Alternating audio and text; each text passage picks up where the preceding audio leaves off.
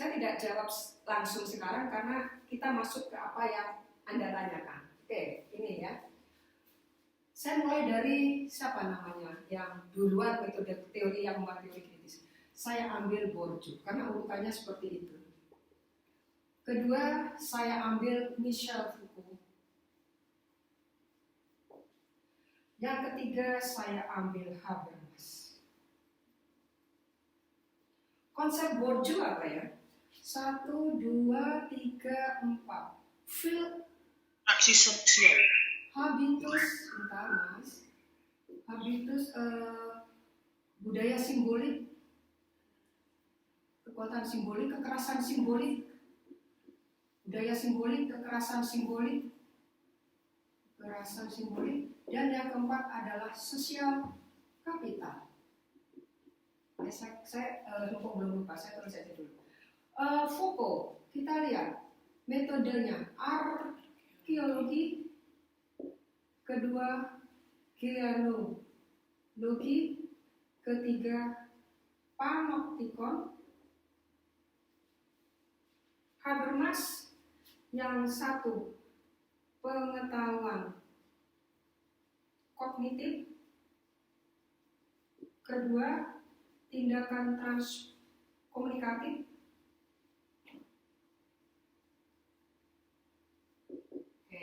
ya. Ini saya kasih tambahan episteme. Ini suatu metode yang menjelaskan keterputusan antara perubahan dari satu struktur ke struktur lain. Oke, saya mau awali dari Bourdieu ya. Urut aja biar agak nyambung. Kalau saya ngambil dari Foucault langsung, nanti ada yang hilang dalam menjelaskan tentang metode kritis. Baik. Ini kan pertanyaan Anda, apakah Foucault? Iya, Foucault. Apakah metode kritis bagian interpretif? Bukan. Metode kritis adalah metode tersendiri yang ingin menghasilkan teori-teori kritis. Bourdieu, Foucault, Habermas, 3 orang ini yang sering disebut oleh akademisi yang mengembangkan metode kritis sebagai pelopor. 3 ini yang disebut sebagai pelopor. Karena apa? Karena mereka dalam setiap risetnya, ya, karya mereka hari ini, proposisinya ini, karya hari ini adalah kelanjutan dari kontribusi sebelumnya. Oleh karena itu, orang-orang ini masuk dalam kategori teori-teori post-strukturalisme. Post-strukturalisme artinya mereka tidak lagi asik dalam penjelasan-penjelasan struktural, tidak asik lagi dalam penjelasan-penjelasan yang bersifat fungsional, yang mengatakan bahwa struktur ekonomi, struktur politik, struktur sosial itu adalah sebagai mekanisme terjadinya perubahan. Mereka menolak itu. Bourdieu, Foucault, dan Habermas menolak asumsi-asumsi strukturalis. Strukturalis pandangannya adalah apa? Sangat positivis. Strukturalis itu metodenya sangat positivis. Ya, ini mau menghasilkan teori-teori besar di ilmu sosial, ya, komunikasi dan politik, ya, tentang jadi gini kalau struktural, konflik, ya, disebabkan oleh apa? Kalau dalam penjelasan struktural, konflik disebabkan oleh apa? Coba. Konflik disebabkan oleh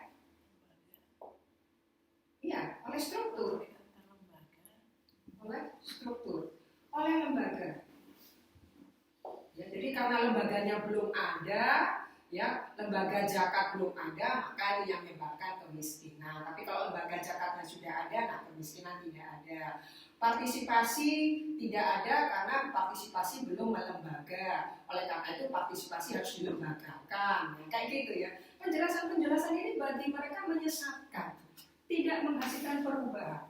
Jadi mereka melihat bahwa teori-teori strukturalisme, teori-teori konflik itu harus dicek basis materialnya. Jadi yang menyebabkan kemiskinan itu adalah aspek dari basis material.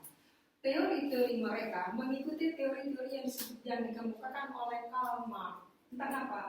Materialisme historis, materialisme historis metodenya. Ya. Oleh karena itu, mau Bourdieu, mau Foucault, Habermas, dan para tokoh yang tergabung dalam Institut Frankfurt, sekolah atau institusi yang perguruan tinggi yang memang mengkritik cara kerjanya, metode analisisnya Karl Marx. Mereka tidak sepenuhnya menolak gagasan Karl Marx, tapi mereka sebagian menerima Karl Marx. Karena itu mereka menjadikan sebagian nilai-nilai dari metode materialisme historisnya Karl Marx menjadi fondasi bagi Bourdieu, Foucault, dan Habermas dalam membangun teori. Ya, saya mulai dari ini sebenarnya adalah di kalau dalam ilmu sosial orang yang namanya Anthony Giddens. Ya, oke. Tapi di buku di buku yang saya berikan ini ke Anda ya, skemanya itu menyebut 3 orang ini, Bourdieu, Foucault, Habermas. Saya awali dengan Bourdieu, ya. Bourdieu, ada apa dengan Bourdieu? Bourdieu itu nama lengkapnya apa ya? Pierre Bourdieu. Ya, kita harus lengkap karena nama Bourdieu itu banyak. Pierre Bourdieu, Michel Foucault, Jürgen, iya Jürgen. Ada titiknya di atas. Oke, saya balik ini ya. Metode yang dikembangkan oleh Bourdieu, Foucault itu dia bilang, saya menggunakan metode kritis. Karena apa? Karena saya melihat orang-orang itu tidak bisa membongkar status quo karena mereka sudah terlanjur berada dalam situasi ketimpangan, asumsinya sudah berada dalam situasi ketimpangan. Kedua, berada dalam situasi ketidaksetaraan. Yang ketiga, berada dalam situasi diskriminasi. Jadi, kalau kita ingin mewujudkan kesejahteraan, ingin mewujudkan keadilan, maka kita harus melakukan riset dulu. Objekmu itu apa? Yang mau kamu teliti itu apa? Sementara ketika kita membaca Bourdieu, Foucault, dan Habermas, orang-orang ini sebagai pelopor dari teori kritis, munculnya teori kritis dan penerapan metode kritis itu dihina habis-habisan karena mereka menganggap Bourdieu, Foucault, Habermas bisanya cuma ingin melakukan transformasi struktur. Itu penelitian yang nggak masuk akal, penelitian yang buang-buang biaya. Bagaimana Anda bisa melakukan transformasi jika Anda semua mengabaikan aspek seks jenis kelamin? Ya. Terus satunya aspek apa? Itu saya lupa ya. Jadi penelitian mereka tuh nggak universal. Kata akademisi yang mungkin menurut saya terlalu positivistik atau terlalu interpretivis. Jadi bilang, penelitianmu ini semua omong kosong karena tidak bisa berlaku untuk hal-hal yang bersifat umum. Tidak bisa menjelaskan keadaan dunia, hanya kasuistis. Tidak seperti metode interpretif dan tidak seperti metode positivistik. Ya, yang bisa menjelaskan tentang keadaan dunia, bahkan bisa memprediksi keadaan dunia. Tapi Bourdieu terjebak, dikatakan mereka. Mengabaikan aspek jenis kelamin dan apa ya, saya mencatat ini saya nggak mencatat. Nanti kalau saya ingat ya saya beritahukan Anda. Jadi kata peneliti yang positivistik dan interpretif bahwa Bourdieu, Foucault ini mengabaikannya. Jadi kalau Anda semua, Bourdieu, Foucault, Habermas, kalau Anda ingin menghancurkan status quo, ingin merubah struktur sosial, ingin merubah struktur politik, ingin merubah struktur ekonomi yang sudah menciptakan ketimpangan, ketidaksetaraan dan diskriminasi, maka kalau Borju kita harus membangun habitus. Kita harus menginterpretasi semua hal-hal yang bersifat simbolik. Kita harus bisa mencari modal sosial dan bukan modal ekonomi. Kalau Karl Marx kan ekonomi kapital, ekonomi modal ekonomi kalau Karl Marx. Nah, tetap menggunakan kata ini. Jadi Borju menolak sebagian teorinya Karl Marx, tapi dia juga menggunakan kerangka berpikirnya Karl Marx, materialisme historis juga. Karena keadaan masa kini, kondisi status quo itu memang sengaja diproduksi oleh kelas-kelas yang mapan, yang mempunyai dan menguasai modal ekonomi. Lah, kata si Borju, dia dengan risetnya di sekolah di Prancis, kenapa anak-anaknya buruh, dia bilang, tidak bisa masuk ke sekolah-sekolah elit atau sekolah-sekolah SMA, SMP yang bagus. Padahal sekolah-sekolah itu tidak membuat kebijakan diskriminasi. Semua warga negara boleh sekolah di Prancis itu. Tapi kenapa? Dijawab, yes, nggak kuat bayar SPP. Ini yang menyebabkan anak-anak buruh tidak bisa masuk ke misalnya SMA favorit, SMA yang bagus di Prancis, di Paris, ya, nggak bisa. Kenapa? Karena nilai-nilai yang berbasis pada ekonomi kapital terus-menerus diproduksi oleh apa? Oleh orang yang kuat, oleh kelompok-kelompok yang mapan, kelompok-kelompok mapan. Nah, kelompok-kelompok mapan, kata si Borju, harus dihancurkan. Caranya apa? Kita harus mengembangkan kebiasaan untuk terus-menerus melawan status quo. Field, lapangan, habitus, budaya simbolik, sosial kapital. Ya, di sini Anda kalau nanti belajar tentang teori praktek, konsep-konsep kunci dari teori prakteknya Borju, maka Anda akan menemui konsep ini. Field, habitus, budaya simbolik, sosial kapital.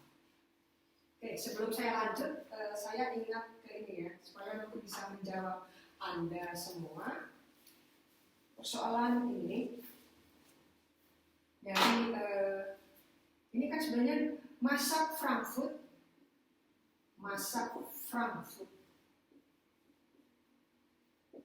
itu di Jerman mana dulu? Sebelum tembok Berlin dulu itu Jerman Barat ya? Nggak tahu saya. Anggap aja ini Jerman.